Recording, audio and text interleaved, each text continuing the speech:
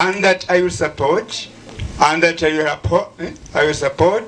uphold the Constitution of Uganda. Bwanyuma y'abebembezi b'egombora ya Nyakishana okurahira omu district ya Buhweju baraganisa okukorera hamwe kandi bakashakira abatura b'egombora ryo kurwanisa obworo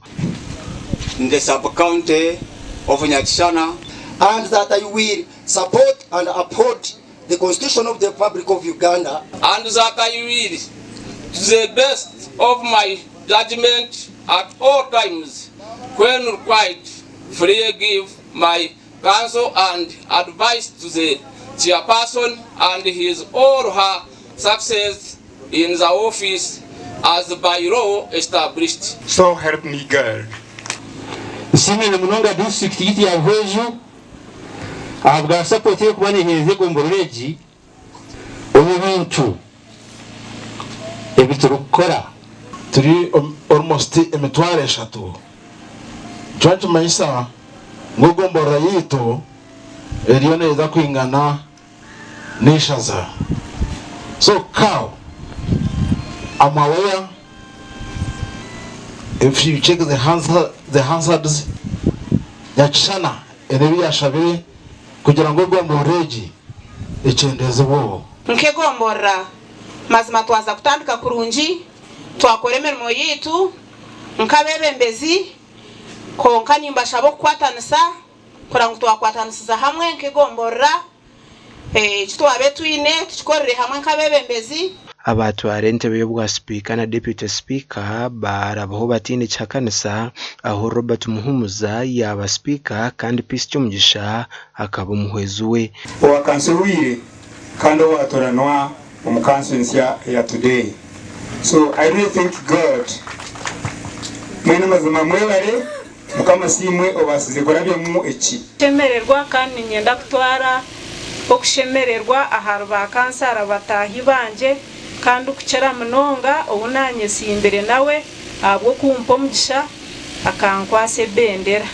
Abebembezi ba district barabura abebembezi b'egomboreji okurwa mu ntaro bitu bakakorera abantu obwe barukwatanisa. So tumanye emirimo yitu tutakahundana n'abakozi ba government ningo muntu ayije kawa chief n'abandi nyenda yo amajuta atine obugiye ago kwota budget injiri. So nkaka ukuya tugambera tukwatagane jena n'abakozi ba government. Umugenyi mukuru yashaba abebembezi ba district ya Buhweju okorese birunge biruhanga yabahire inkefeza hamwe n'itaka ryo rwezo babone kwetungura. Buhweju niyegire feza eziramura value no budget yesento munsi yone efeza nubarugirira feza yashohora bamora kumenya ngo eshiringi nezitoweta dola nezitowe ubwo no bugiga uburuhanga yashira mu bwine Buhweju itaka ryayo kitakwera yo renje kiruho egombora ya Nyakishana y'emeruka 12 erume byara 54 kandi erume abantu barukurengo emitware 3 omugani babembezi bayigiro kwerinda entaro n'emuhondano baba nibenda kwikiriza emyoga yabo ebi bigambirwa hakurayiza abembezi ba Kamwenge Town Council. Of the laws of Uganda and that I shall promote the welfare of the people of this town council, so help me God. Mugisha Richard omubanda barayizibwa harimo ba kansaro kurugwa mu wards na za Town Council speaker no muhwezu we otiro nabo buciko bwa executive. Bigendera bitwishikirane political ngo kwatanisa na technical wing abo kubito political wing ni tureta entekateka zitu then technical wing zakira twatanisa tubiteko mu nkora nabwo cyo twatanisize hamwe tine cyo rukore makandi nyina masonga abo kubenye masitubisire mu ndano bona twatanisize hati niko tukiza kongera ntumuza mu twatanisa na ba kansara zo kuzekere mu rukata mu kanso kandi batorana na basipika kandi barahira so kiri kushaba bebembe turine kandi barahira izo no kuja kwatanisa kwa kosa kamuga tarukaso yitu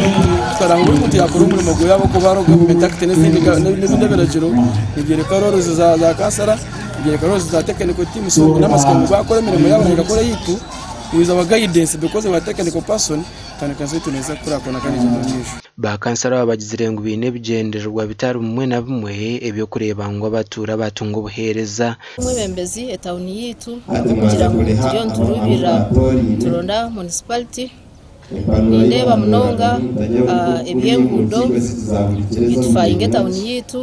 abo kuba ebyengudo ebi omutawuni omu nibituyamba kugira ngo ebyo kurya byane birugo mu byaro ninga business zone zikwisha engudo zazirikiliya buri kimwe nkiba kirije kwanjye ninyendeza ningambira abantu